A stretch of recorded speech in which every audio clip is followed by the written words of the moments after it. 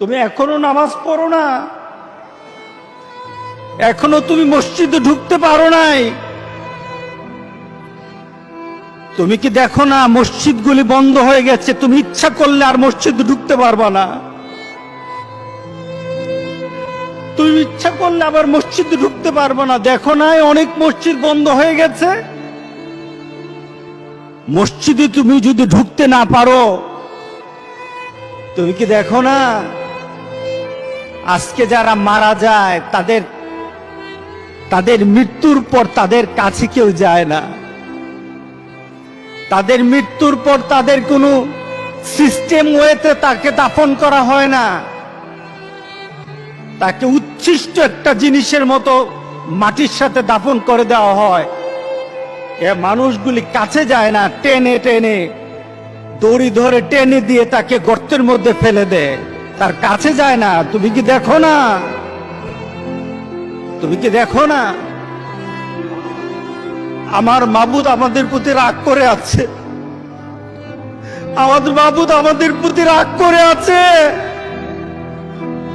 আমাদের মাবুদকে আমাদেরকে সন্তুষ্ট করতে হবে, সন্তুষ্ট করতে হবে।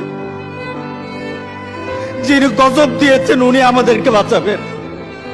আমরা আমাদের মাবুদকে রাজি করতে হবে। আমরা তওবার মাধ্যমে আল্লাহকে রাজি করতে আর চেষ্টা হব।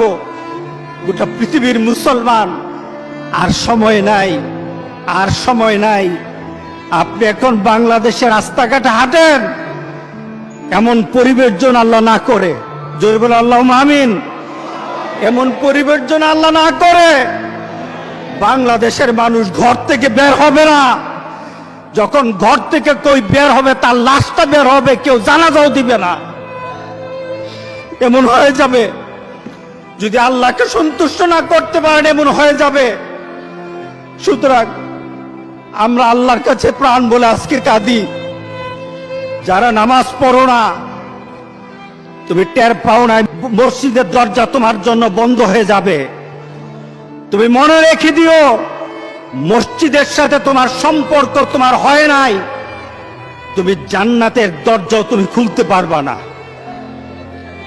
তুমি এখনো বেনামাজি, এখনো সকালবেলা তুমি ঘুমাও, এখনো তুমি আল্লাহকে ভুলে আছো, এখনো তোমার কাছে তওবার কথা তোমার চিন্তাতে আসে নাই। তুমি অনেক কিছু হতে পারো, তুমি মুসলমানের কাতারে থাকবা না।